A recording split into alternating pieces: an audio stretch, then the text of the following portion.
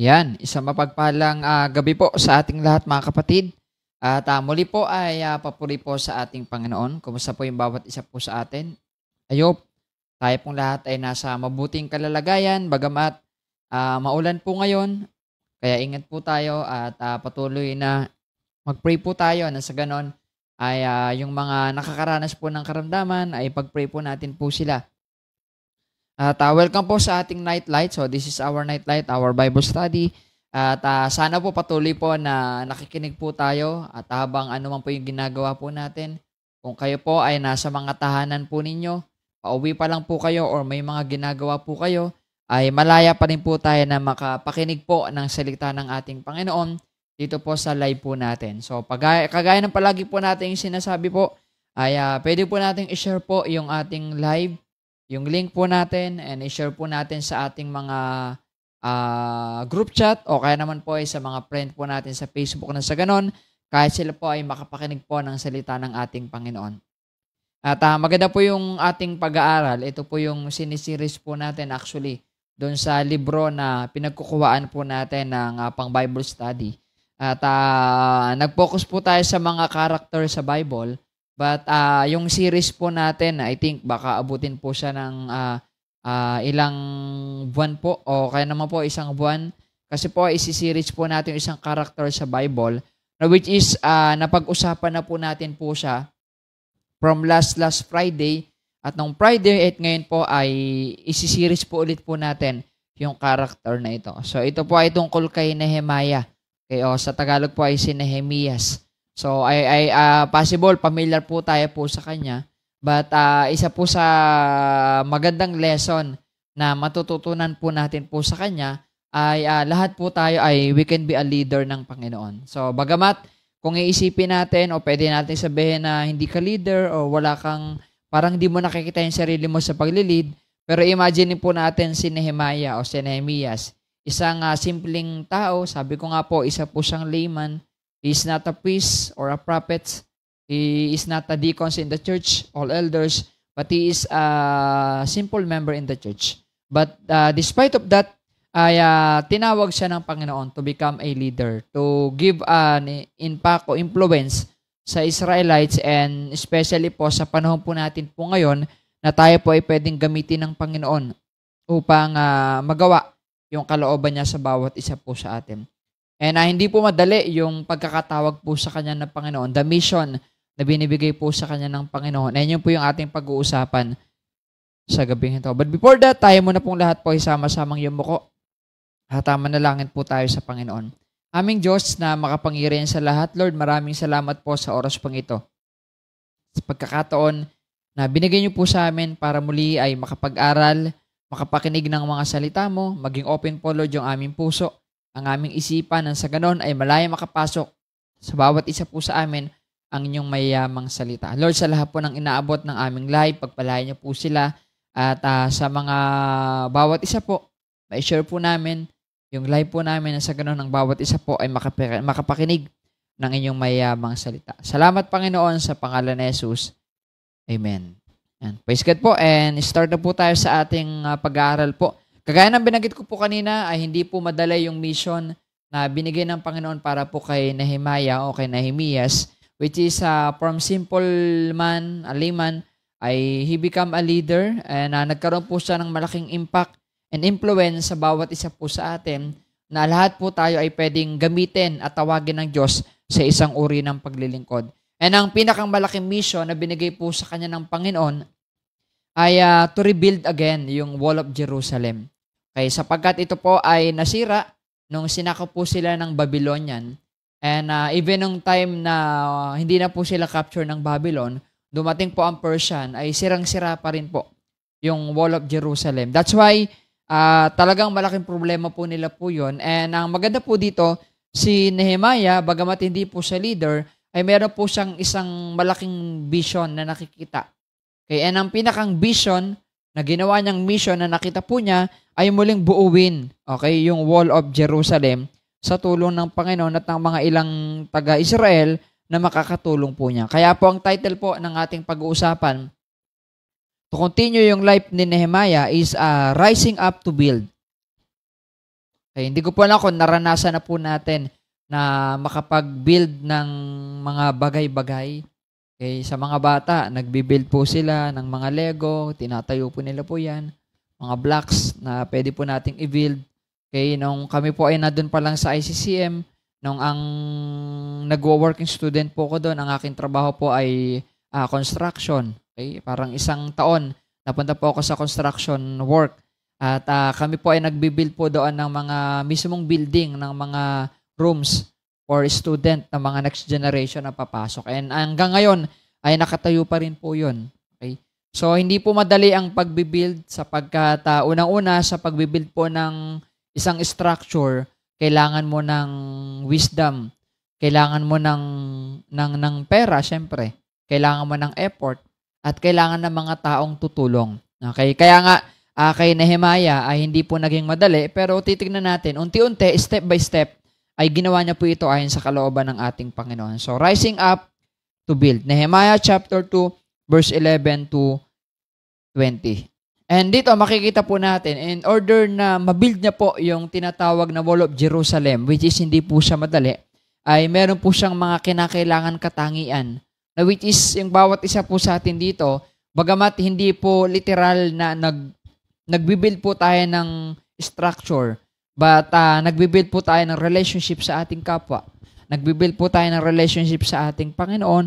O kung talagang work po natin yung pagbibuild, ay malaking bagay po yung mga lesson na matututunan po natin patukol po sa buhay po ni Nehemiah. So unang bagay po na ituturo po sa atin ng Panginoon kay how to build para makatayo tayo ng matibay na pundasyon, maayos ayon sa kalooban ng Diyos, is ito yung mga ilang character na kailangan meron po tayo. Una po, yung tinatawag nating consistency. Okay? Si Nehemiah o si Nehemiah, kaya po siya ay naging good leader at nagkaroon siya ng isang malaking influence at nagawa po niyang ipabuild yung Wall of Jerusalem. Okay? Naging party po siya nito sapagkat andun po yung kanyang consistency.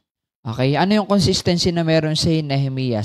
Una po yung kanyang consistency na palaging mag-consult sa Panginoon. Di po ba kung ikaw ay isang worker o ikaw ay nagbibuild ng isang structure, okay, meron po yung parang mga kailangan mong i-consultant. Okay? Ano ba yung magandang materyales? Ano ba yung kailangan gawin dito? Ilang panahon, buwan, taon ba dapat tong matapos?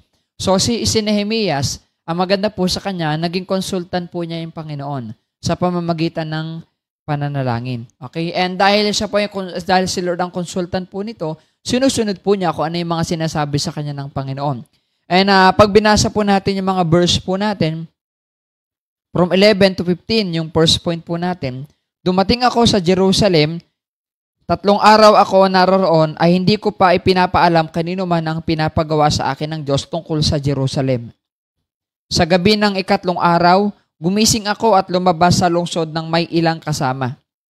Ang tanging hayop na dinala namin ay ang asnong aking sinakyan.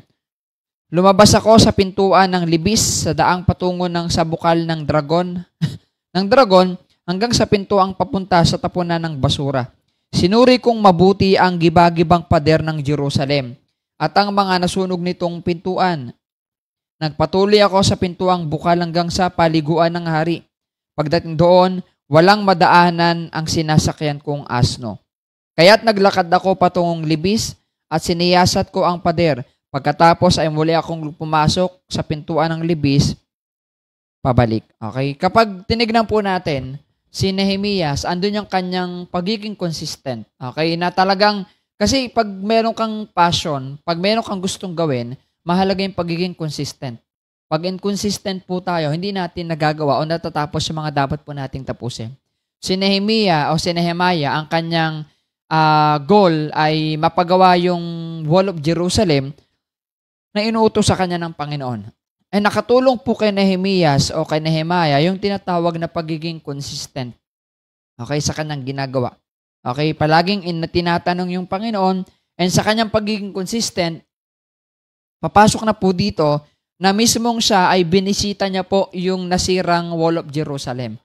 Okay, ganun po yung mga mga contractor Okay naman po yung mga engineer, mga architect, pag may i-build po sila, ay tinitingnan po nila yung site. Okay, nagsa-site viewing po sila. Tinitignan nila yung mga angulo, paano to, anong nangyari dito, may history ba to. So yung nangyari po sa Wall of Jerusalem, according to Nehemiah, ay talagang sirang-sira. At puro basura na lang ito.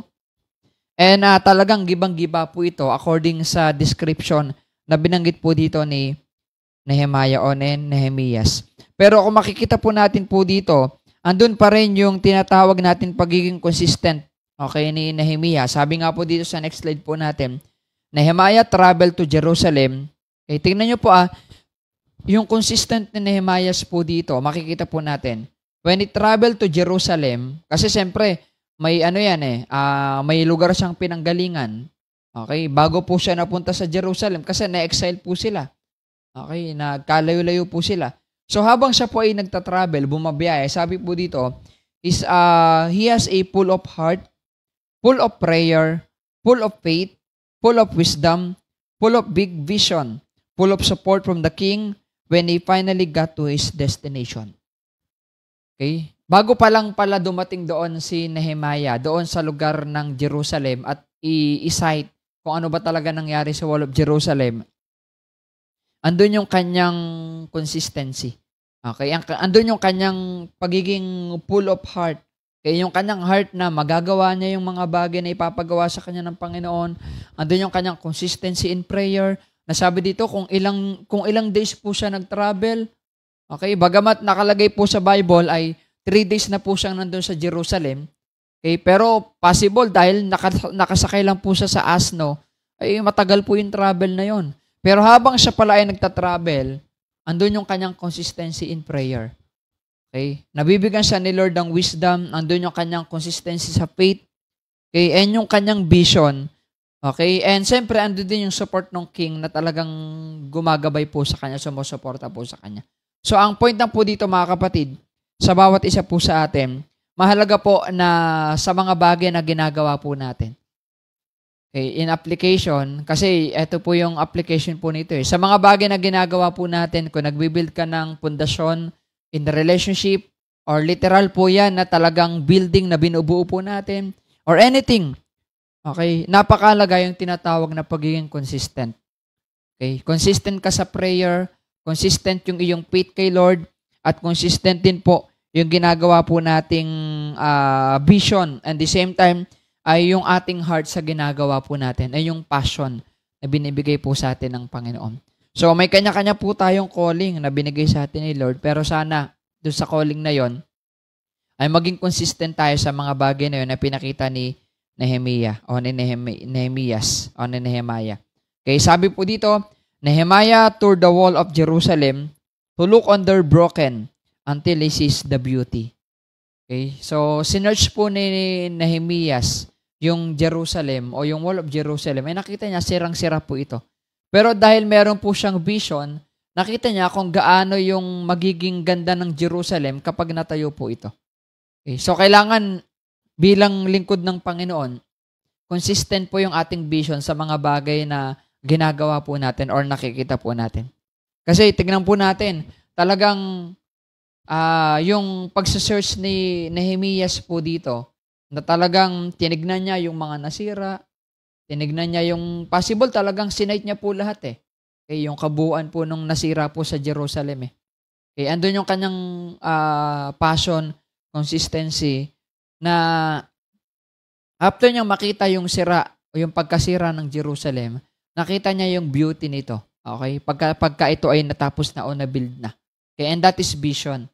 Okay, na kapag may nakita kang isang sirang bagay o isang gamit, kailangan nakikita mo, pag inayos to, maganda pa to.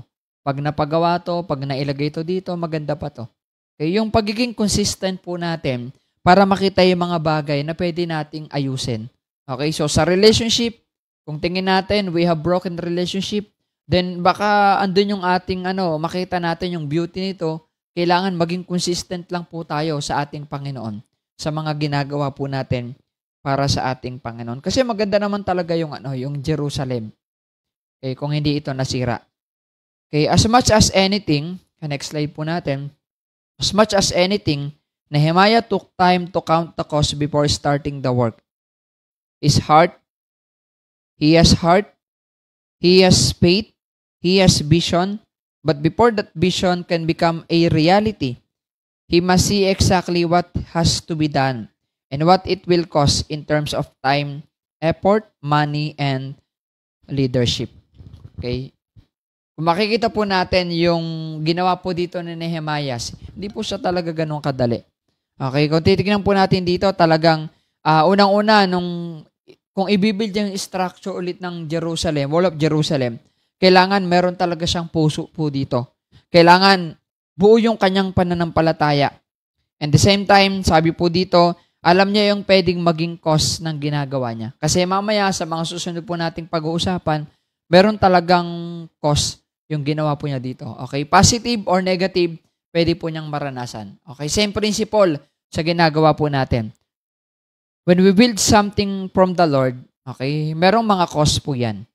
Okay? May mga so-support po sa atin, may mga mag-o-oppose po sa atin, or may mga kakalaban po sa atin, magda-down po sa atin. Kasi ganyan-ganyan po yung naranasan ni Nehemiah. Pero sa kabila ng lahat ng yan, makikita natin kung paano po siya nagpatuloy para sa ating Panginoon.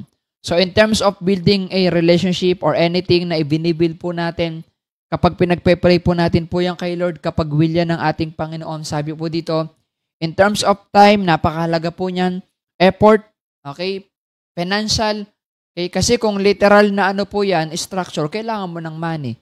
Okay, whether in relationship, kailangan din po yan ng financial and in leadership. Okay, so ito po yung unang bagay na matututunan po natin kay Nehemiah, yung kanyang pagiging consistent o yung consistency.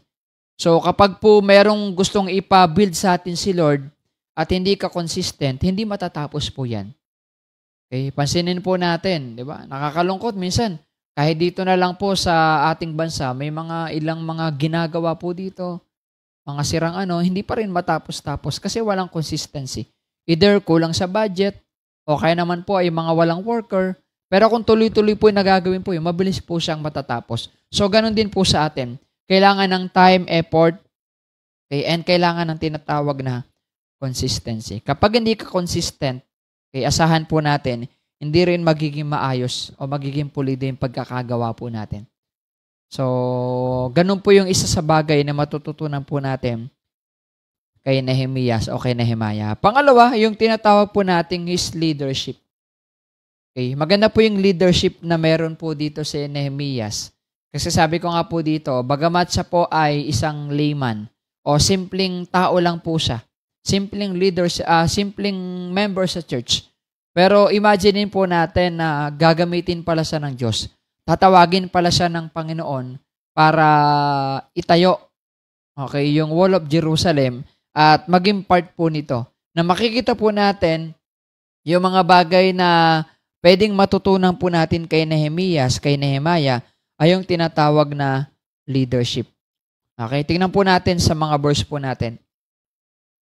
Ayan. Verse 16, hindi alam ng mga pinuno kung saan ako nanggaling at kung ano ang aking ginawa. Wala pa rin akong sinasabi sa mga Hudyo, sa mga pari, mga pinuno, mga opisyal, at sa iba pang magkakaroon ng bahagi sa gawain o sa gagawin. Pagkatapos, sinabi ko sa kanila, nakikita ninyo ang kalunos-lunos na kalagayan ng ating bayan. Wasak ang Jerusalem at sunog ang mga pintuan nito. Itayo nating muli ang pader ng lungsod upang mahango na tayo sa kahihiyan. At sinabi ko sa kanila kung paano ako pinagpala ng Diyos at kung paano sinabi sa akin ng hari. Kung gayon, simulan na natin ang pagtayo. Ang sagot nila, kaya't naganda nga sila upang simulan ang gawain. Okay, grabe po yung yung leadership dito ni Nehemiah. Parang hindi natin may imagine na yung simpleng member ng church ay gagawin ni Lord na leader and siya po yung nangunguna po ngayon para i-build yung Wall of Jerusalem. And kung titignan natin, sabi niya po, hindi po madaling i-build po yun. Talagang sirang-sira, sunog po lahat. And that time na tinawag niya po yung mga leader, hindi lang to mga simpleng mga simpleng members sa church ang kausap niya. Kausap niya po dito mga leader, mga priest. Okay, na kung saan may mga influence. Okay, malalaki po yung impluwensya sa mga tao. Okay, and makikita natin na sila po yung gagamitin ng Panginoon to support paano mabibuild ulit yung Wall of Jerusalem. Pero isa sa mga bagay na makikita po natin dito na matututo natin when it comes in leadership sa buhay ni Nehemias o ni Nehemiah ay yung mga leadership na kailangan meron yung bawat isa po sa atin. So, if you are a leader, kailangan meron ka po nito. At kailangan ay maging paalala sa atin ito na to build structure or anything na binibuild po natin ayon sa kalooban ng Diyos, as a leader, kailangan meron ka ng mga bagay na to. Una po yung tinatawag nating a good leaders learn a sense of God's timing. Okay, tingnan po natin. 3 days na po siya dun sa Jerusalem, pero hindi po kaagad siya nagpakita sa mga pinuno. Hindi siya kaagad sinabi yung kanyang mission. Kasi dun sa 3 days na yon, naramdaman ni Nehemias na hindi pa yun yung right time para sabihin yon. Okay, possible yung 3 days na yon, naggala-gala muna siya, nanalangin siya sa Panginoon, dinevote niya yung sarili niya sa Panginoon, then after that time na naramdaman niya na ito na yung will ni Lord, tsaka niya po sinabi yung kanyang mission, bakit po siya nandoon. Kasi possible, may mga nagtatanong, bakit ka nandito? Ano yung purpose mo? Okay, so after 3 days, hinantay pa niya muna yon bago niya sabihin yung katotohanan. Ganon din po yung bawat isa po sa atin, mga kapatid. Tayo mga leader, kailangan meron tayong sense of God's timing. Hindi dapat natin minabadali lahat ng bagay. Okay? Kasi lalo na kapag nag-build tayo ng structure, kapag minamadali po natin or hindi maayos, wala yung puso, wala yung effort, wala yung passion, hindi po magiging madali. Lalo na kapag wala yung timing. Okay, meron kasi tinatawag na tamang timing tamang tempo. Okay? Parang kumbaga sa bawat isa po sa atin, kapag hindi tama yung tempo po natin, pwede tayong sumablay. Kapag hindi natin tinapos ayon sa tamang timing, pwedeng masira kaagad, lalo na po yung mga structure. Kapag minadali, pwedeng mahina po yung pagkakagawa. Okay, so kailangan ng ganun din po tayo. As a leader, kailangan meron tayong sense of God's timing. Kaya kailangan lahat ng ginagawa po natin, mga kapatid, pinagpe-pray po natin kay Lord. Kasi kung tatanungin natin, Brother Gardy, paano ko malalaman kung ito na yung God's timing? Pag-pray mo kay Lord. Kaya nga si Lord yung consultant po natin. Siya yung kinukonsul po natin sa mga bagay na binibuild po natin. Whether when it comes in a relationship, yung mga goal mo sa buhay, kaya naman ay yung mga business po natin, mga plano po natin, si Lord dapat yung maging consultant po natin. And magtiwala po tayo sa God's timing. Huwag nating madalain lahat ng bagay. Pangalawa is good leaders learn willingness. Sa pagiging isang good leader, sa pagiging isang leader na meron tayo, kagaya ni Nehemias, kailangan yung willingness. Okay? Kasi kahit maraming opportunity, kung hindi ka naman willing gawin yan, baliwala rin po. Okay? Kaya pansinin po natin, ang dami naman naging leader. Possible, marami pang pwedeng tawagin si Lord para maging part ng pagbuo ng Wall of Jerusalem. Pero bakit si Nehemias na simpleng member lang ng church? It is because nakita ni Lord yung willingness niya. Na ito, pag tinawag ko to, wala tong pagdadalawang isip. Okay, sana ganun din po tayo. Bilang isang leader, kailangan meron tayong willingness. Pag para kay Lord, wala dapat dalawang salita.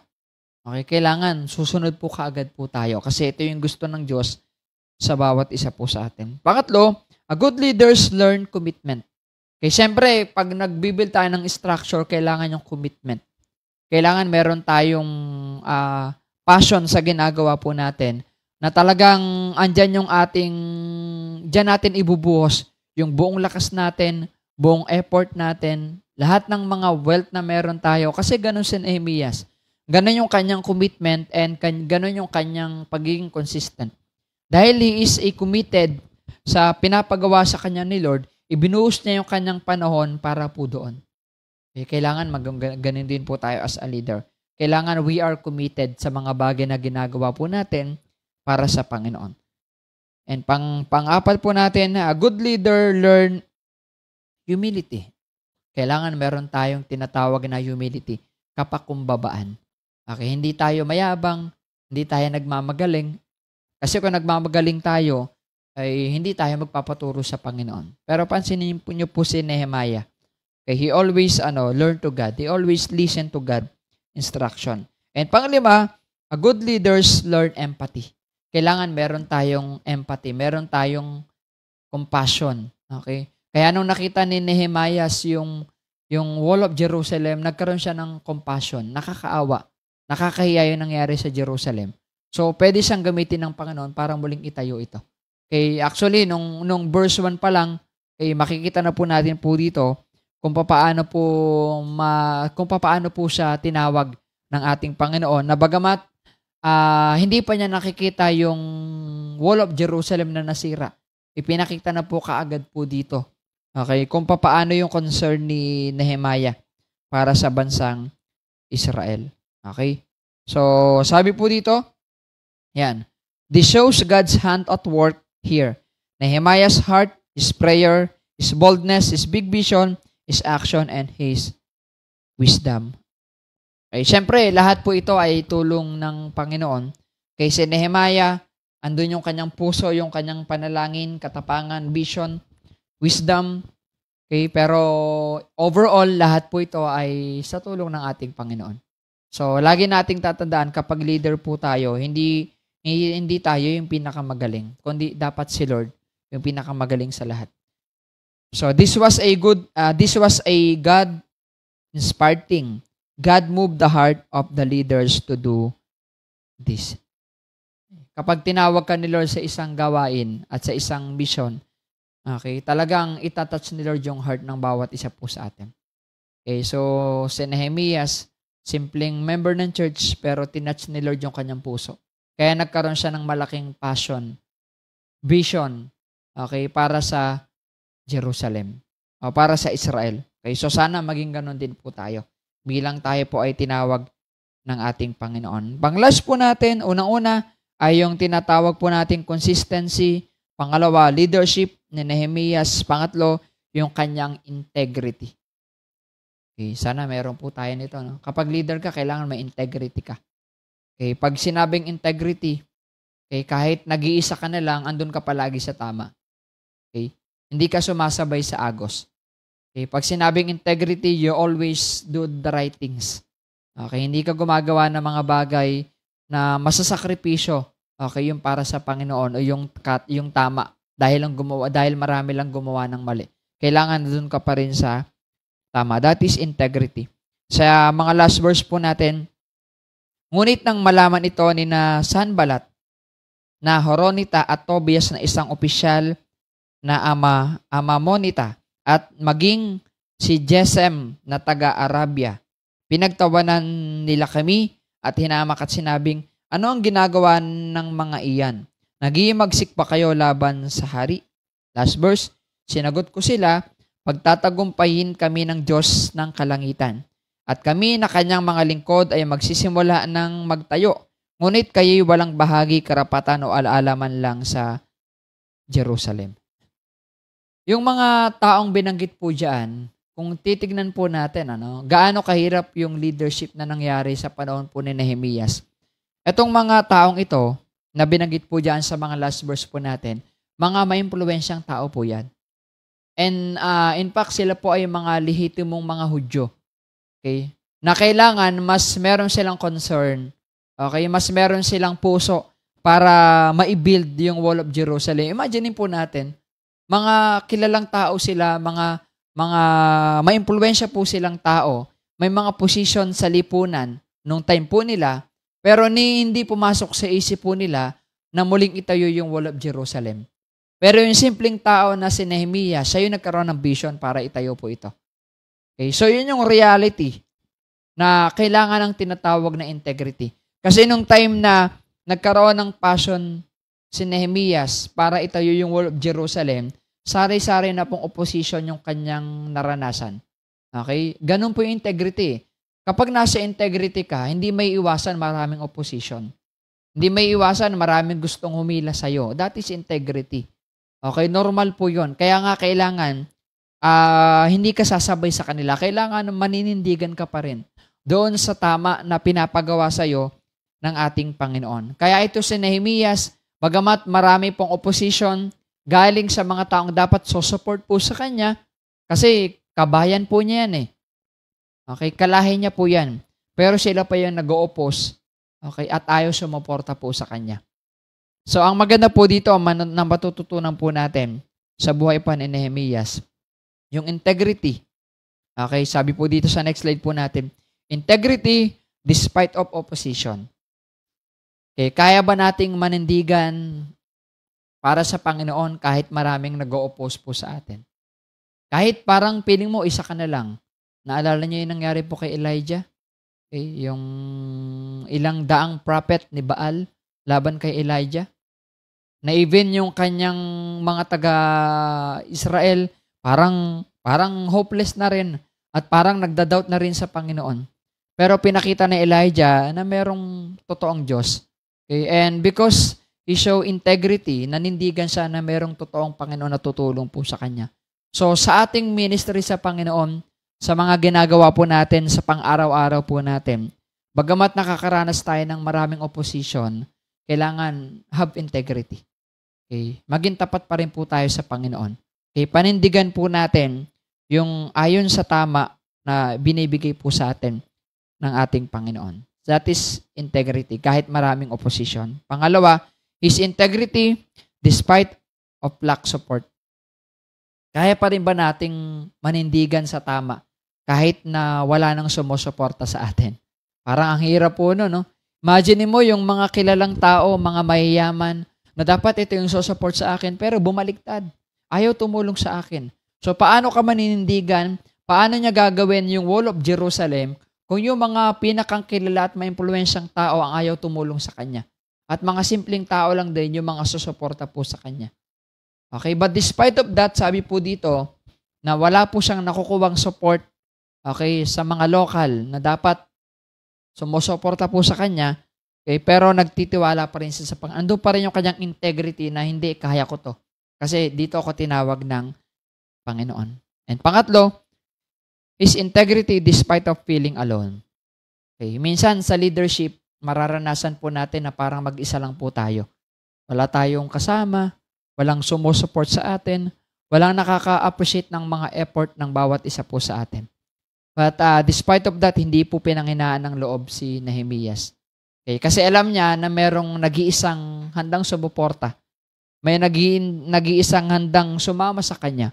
At meron nag-iisang handang tumulong sa gagawin niya to rebuild again the wall of Jerusalem. And walang iba kundi yung ating Panginoon. Although, meron naman talaga siyang mga supporter. Kaso, compare kasi dun sa mga nag-o-oppose po sa kanya, yun yung dapat na tumulong sa kanya. Kasi mga mayayaman po yun. Mga maimpluwensya. Okay? Pansinin po natin kung sino po yung mga maimpluwensya, mayayaman. Parang sila pa minsan yung ayaw tumulong para sa Panginoon. Okay? Although hindi naman po sa lahat ng pagkakataon. No? Okay? May mga senaryo lang po na ganun. But ang point po dito, mga kapatid, sa bawat isa po sa atin, pinapakita pa rin ba natin yung integrity kahit maraming opposition, kahit walang sumusuporta, at kahit feeling natin mag-isa na lang po tayo. Kung pinapakita po natin po yun, well, pinapakita po natin yung tinatawag na integrity, okay, na meron yung bawat isa po sa atin. And ito po yung naisipakita ni Nehemias sa kanila. Sa next slide po natin. You may attempt to stop our work, but you will not succeed. Okay? Kasi sila kasi, yung mga nag-o-oppose kasi sa kanila, gusto nilang i-block yung gustong gawin ni Nehemias na kalooban ng Panginoon. Okay? Pero parang sinasabi sa kanila na wala kayong makukuhang support sa amin. Ida-down pa namin kayo.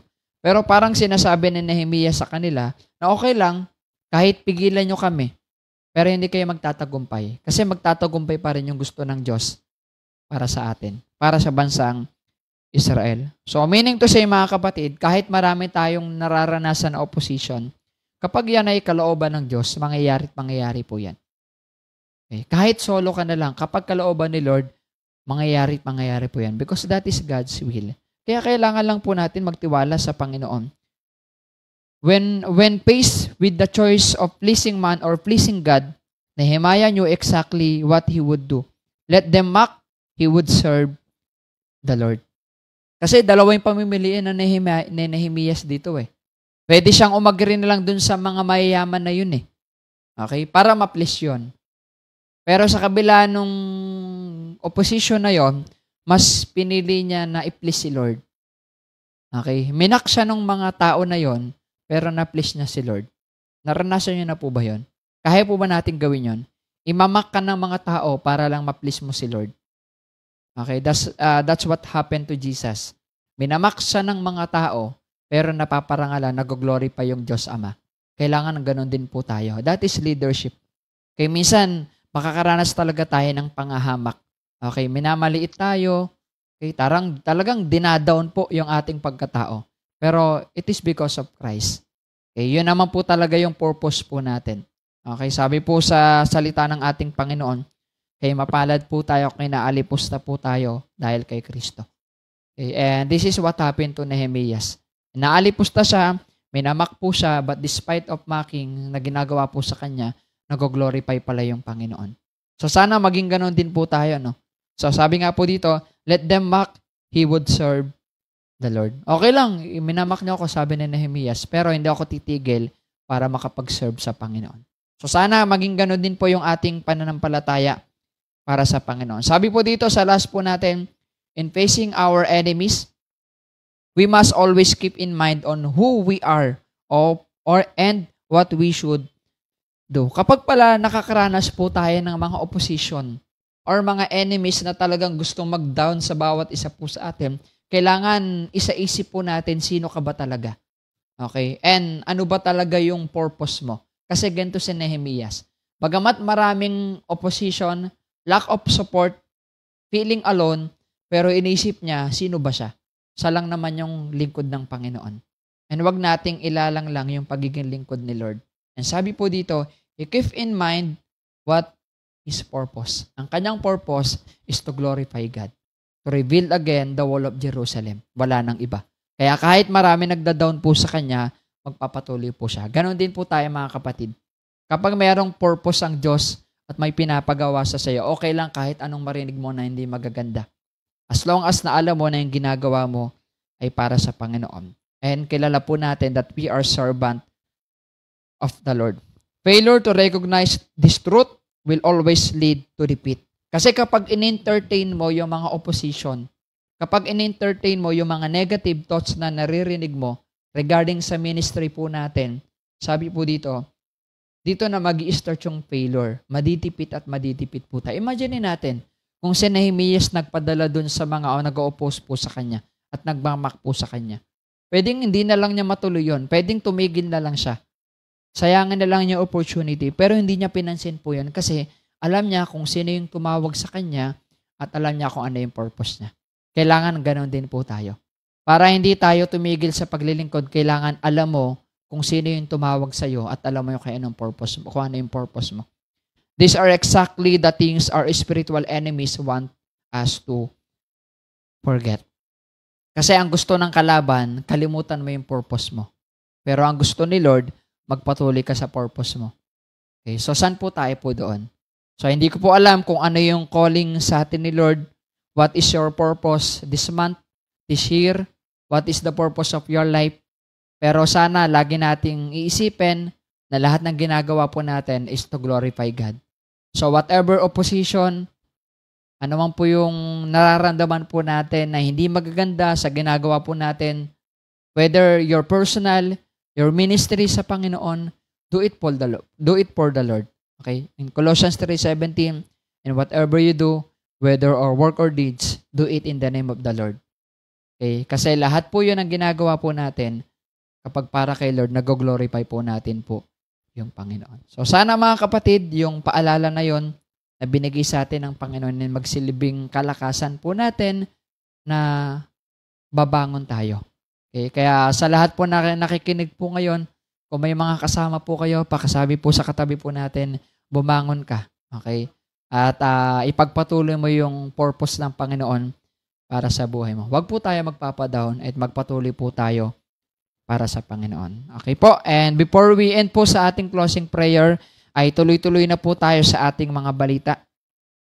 Una po, sa mga balita po natin, yung ating Sunday worship. So sana po ay magkita-kita po tayo this coming Sunday para po sa ating Panginoon. At pangalawa po ay yung ating nightlight. Ito po yun every Friday. Midweek po natin every Wednesday. At siyempre po ay yung ating CYF sa mga kabataan po natin. And may mga ilang event po tayo na paparating. Malapit na po yung ating anniversary ng church po natin. So, supportahan po natin po yan mga kapatid. And ipag-pray po natin. Meron na po tayong exact date. So, November 30 po yan. Sunday po yan. Corporate po tayo. But before po yan, may mga ilang gawain po tayo na activities na gagawin. Okay? So, i-announce na lang po natin po yan. At sana po ay masuportahan po natin. So, kung wala na po, tayong lahat po isama-samang yumuko. At manalangin po tayo sa ating Panginoon. Aming Diyos na makapangyarihan sa lahat, Lord, maraming salamat po sa oras pong ito, sa buhay, sa kalakasan na binigay niyo po sa amin. Salamat, Panginoon, sa mission and vision na binibigay niyo po sa amin para gawin yung nais niyo po sa buhay ng bawat isa po sa amin. Lord, kayo po yung magpala po sa amin. Ano man po yung purpose ng bawat isa ay magampanan po namin, magawa po namin, Lord, ayon sa iyong dakilang kalooban. Maraming salamat, Panginoon. At ang aming patuloy na dalangin sa mga may karamdaman, Lord God, maranasan po namin ang healing nagmumula po sa inyo, Panginoon. Maranasan po namin, Panginoon, ang kagalingan. Lord, sa mga pangangailangan po namin, kayo po yung patuloy na mag-provide, Panginoon. At sa mga nakakaranas, Lord, ng kalungkutan dahil sa mga pagsubok, pagkawala ng mahal sa buhay, yakapin niyo po sila, Panginoon. Sa mga may kaarawan ng Lord God, patuloy niyo po silang i-bless at maranasan po nila ang pagpapala nagmumula po sa inyo. Ingatan niyo po kami, Panginoon, sa gabing ito, sa masamang panahon, patnubahin niyo po kami, Panginoon, at patuloy, Lord, na maging healthy ang bawat isa po sa amin, at sa mga ilang activities na gaganapin po namin, especially the anniversary, ay kayo po yung patuloy na magpala po sa amin. Salamat, Panginoon, pinupuri ka namin, pinapasalamatan sa pangalan ni Jesus. Amen. God bless po sa ating lahat, mga kapatid, and see you po next Friday.